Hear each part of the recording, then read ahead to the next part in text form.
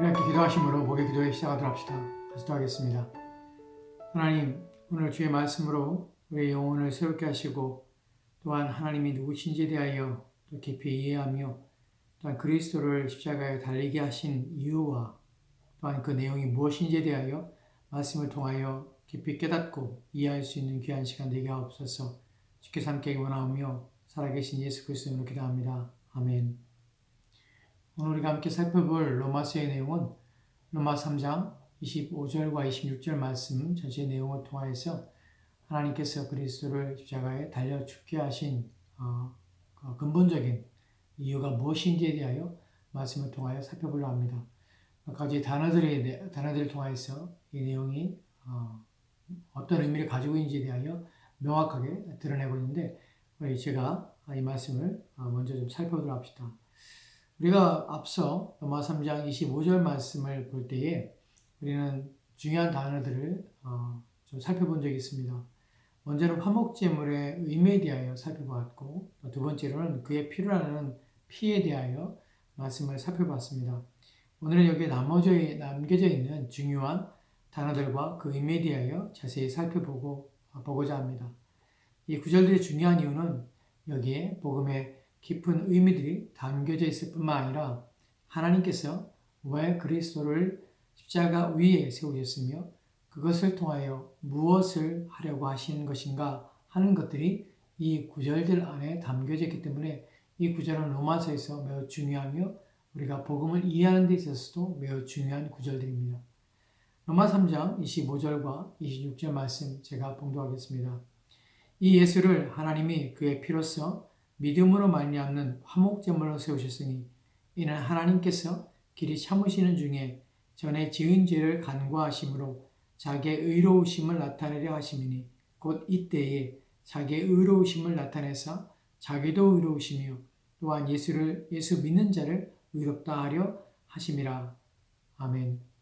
이 구절에서 먼저 생각해 보려고 하는 것은 25절에 있는 화목제물로 세우셨다라는 단어입니다. 세우셨다는 의미가 무엇인가 하는 것이 세우셨다는 것은 확증하셨다 또는 명백하게 하셨다, 명확하게 했다라는 의미를 갖습니다. 왜 이러한 단어의 의미 있는 이 단어를 사용하는가 하는 것에 보면 하나님께서 예수 그리스도를 십자가에 달려 죽게 하신 것은 우연이 아닙니다. 예수님께서 십자가에 달려 죽는 것은 이런 죽음의 방식이 이것은 우연이 아니라 이것은 의도된 것이고 하나님의 뜻과 목적을 세우기 위해서 십자가라는 방식을 통해서 예수님께서는 죽으셔야만 했다는 사실입니다.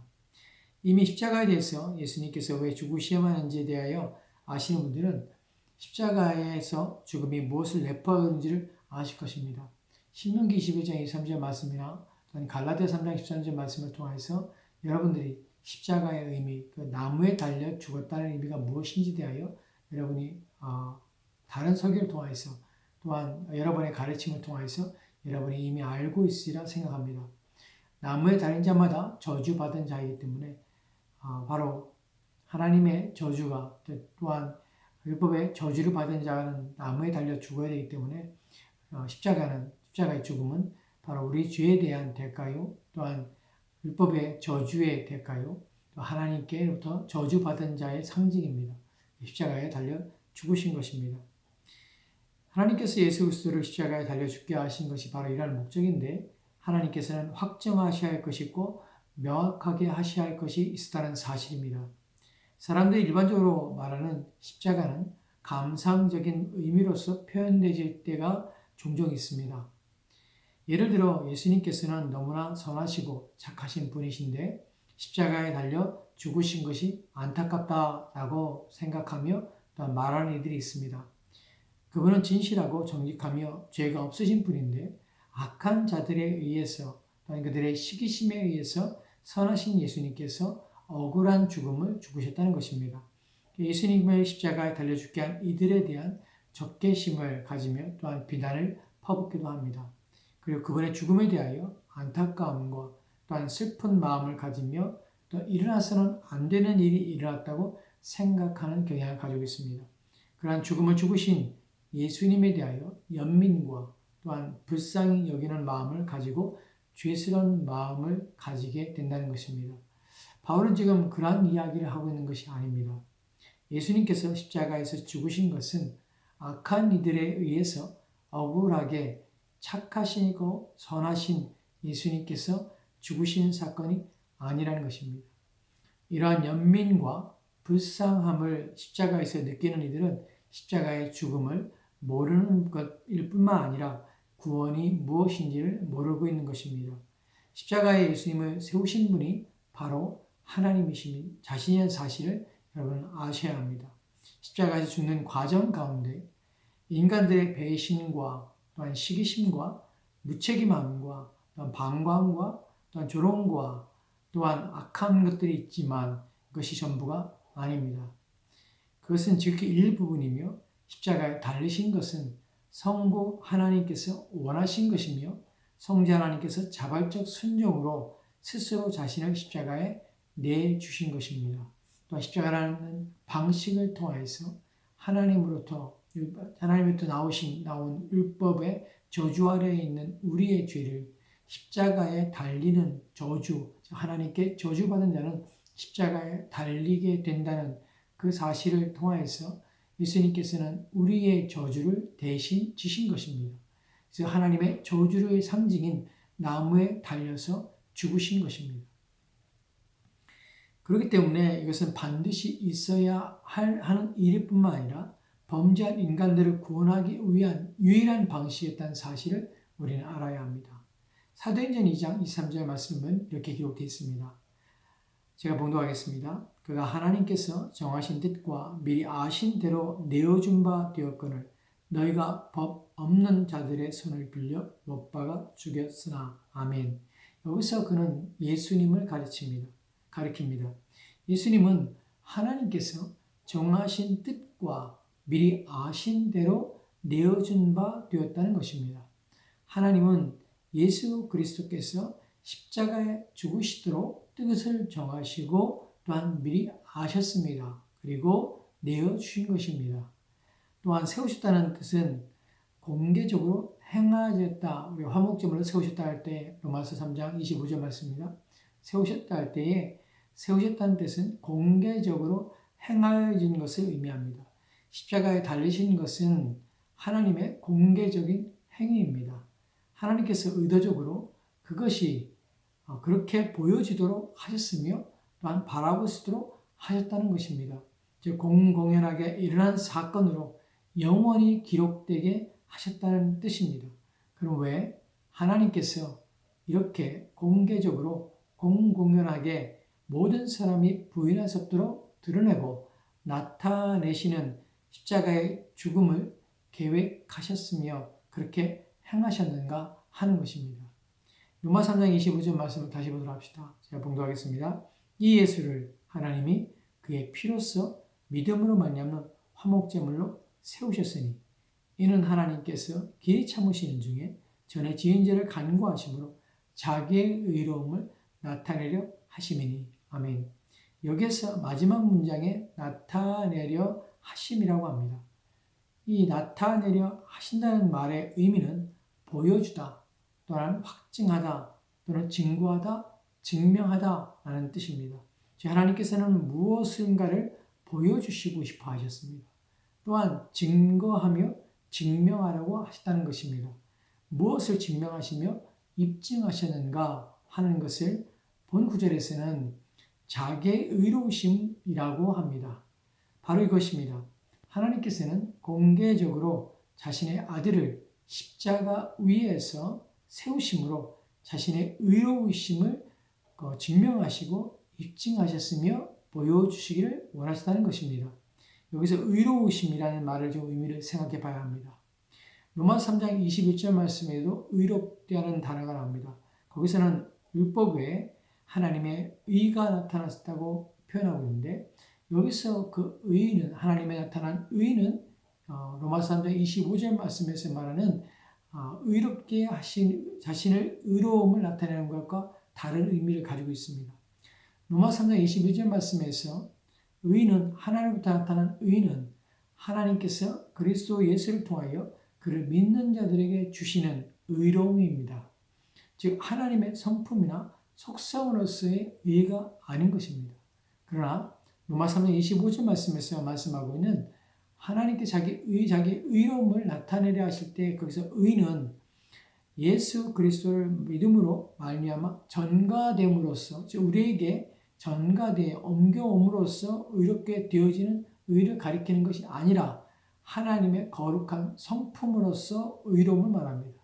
즉 로마 3장 21절 말씀의 의와 전혀 다른 것입니다. 즉 우리의 칭의로서 의롭게 됨을 말하는 것이 아니라 하나님의 성품, 하나님의 공의를 말하는 것입니다. 그것이 로마 3장 25절 말씀에 하나님의 자기의 의로우심을, 자기가 공의로우심을 이라는 의미입니다. 하나님의 성품인 공의와 정의로 또한 도덕적 옳음과 진실함을 가리킬 때에 하나님께서는 자기의 의로움이라는 단어가 가지는 의미입니다. 이러한 성품, 하나님의 성품이 바로 예수 그리스도를 십자가에 달리게 하심으로 나타나 보이신 것이며 알리신 것입니다. 그렇다면 이것이 전에는 알려지지 않았는가 하는 것입니다. 이미 구약에서도 하나님의 진노와 심판에 대하여 그분의 공의와 정의에 대하여 알려졌습니다. 그러나 완전하고 분명하며 또한 확실하게 보여진 것은 아니었습니다. 그렇기 때문에 종종 우리는 시편이나 또는 선지서를 통하여서 악인들이 하나님에 대하여 무지한 말을 일삼는 것을 보게 됩니다. 또한 의인들 또한 이러한 문제로 고민하게 되는 것을 보게 됩니다. 왜 악인들이 처벌되지 않는가 하는 문제입니다. 악인들이 자신들이 지은 죄에 대한 대가를 받지 않고 있음에 대하여 악인들은 하나님이 없다는 것으로 인식하며 의인들은 하나님께서 왜 심판하지 않는가에 대하여 의구심을 가지게 된다는 것입니다.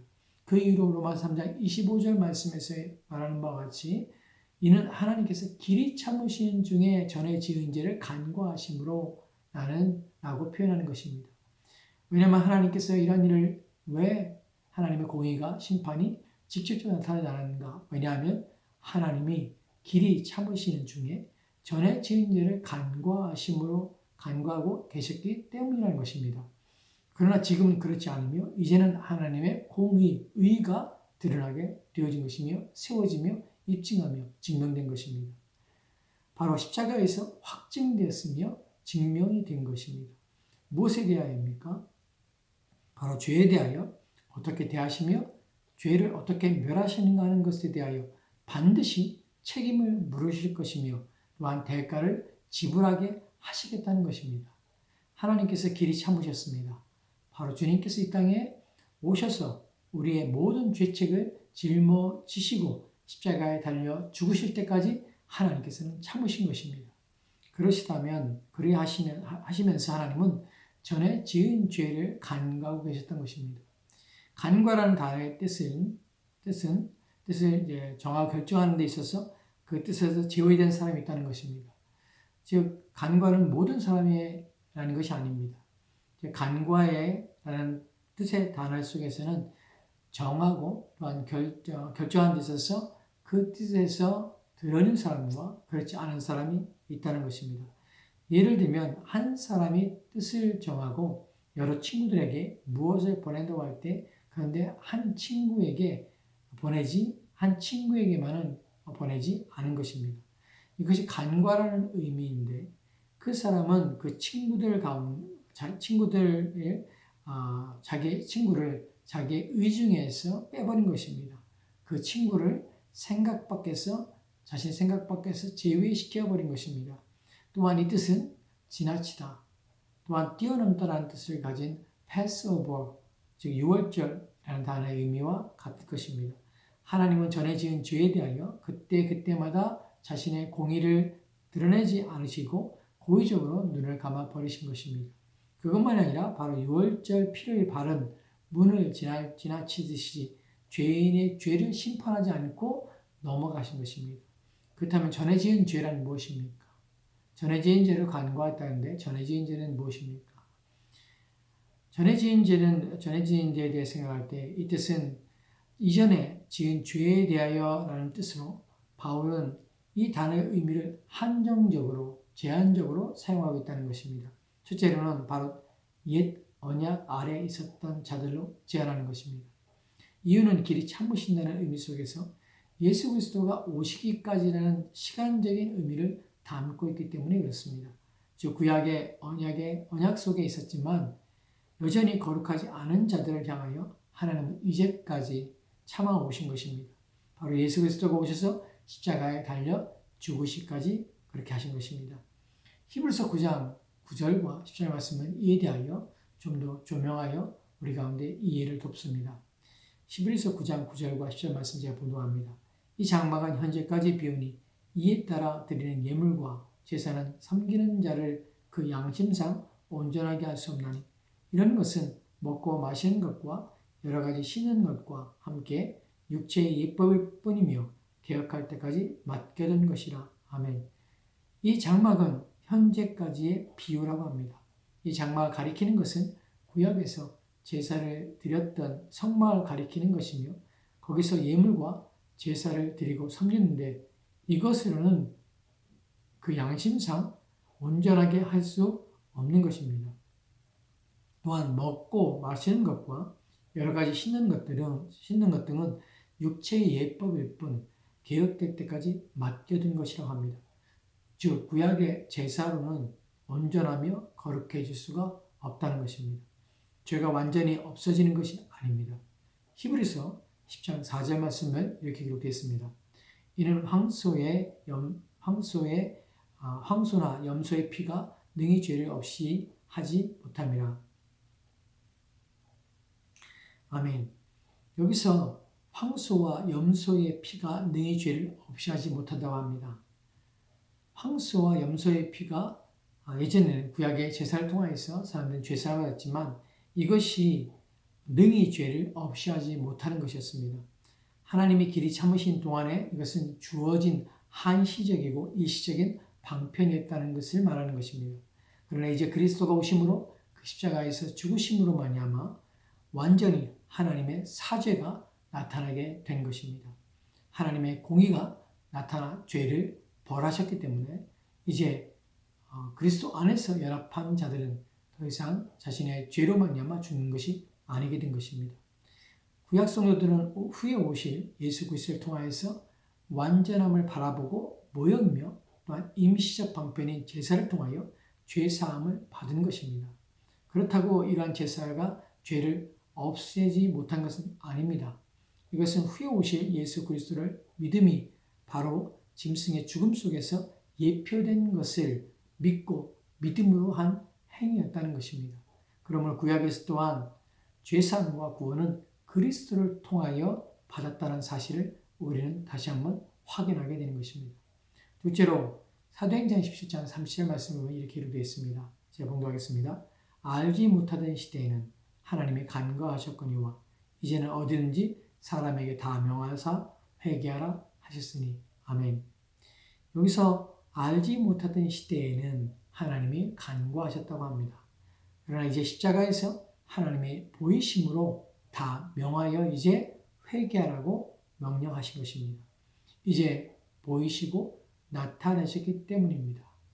십자가에 나타나는 것이 바로 하나님의 공의이기 때문에 범죄한 자마다 죄 없다 하지 않으시고 그들을 심판하실 것이라는 점을 인간들의 죄를 짊어지고 십자가에 달리신 예수 그리스도를 통하여 하나님의 죄에 대한 진노와 심판이 어떠한지를 알리신 것입니다. 그래서 우리 십자가를 볼 때에 우리가 죄인이었음을 고백할 뿐만 아니라 하나님께서 어떻게 죄인들을 벌하신지에 대하여 깨닫게 되고 그로 말미암아 우리는 누구에게 돌아오냐면 그리스도를 통하여서 하나님께 나와야 하는 것입니다. 이제 회개를 해야 되는 것입니다. 로마 3장 26절 이제 한 절 말씀을 좀 보도록 합시다. 로마 3장 26절 말씀 제가 보도록 하겠습니다. 곧 이때에 자기의 의로우심을 나타내서 자기도 의로우시며 또한 예수 믿는 자를 의롭다 하려 하심이라. 아멘. 이 구정이 이 본문에서 이때에라고 합니다.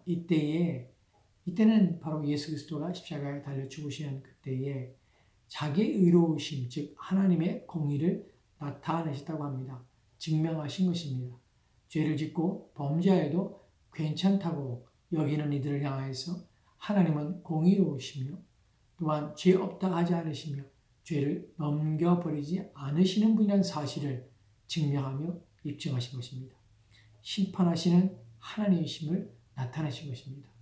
복음에는 바로 하나님의 누구신가를 드러내며 또한 선포하며 나타내심이 담겨 있는 것입니다. 그렇기 때문에 우리는 십자가를 볼 때마다 하나님의 성품을 보게 됩니다. 왜 죄를 짓지 못하게 되는가 하면 하나님은 심판하시며 죄를 미워하시며 또한 죄를 멸하시는 분이라는 것이 보여졌기 때문에 그렇습니다.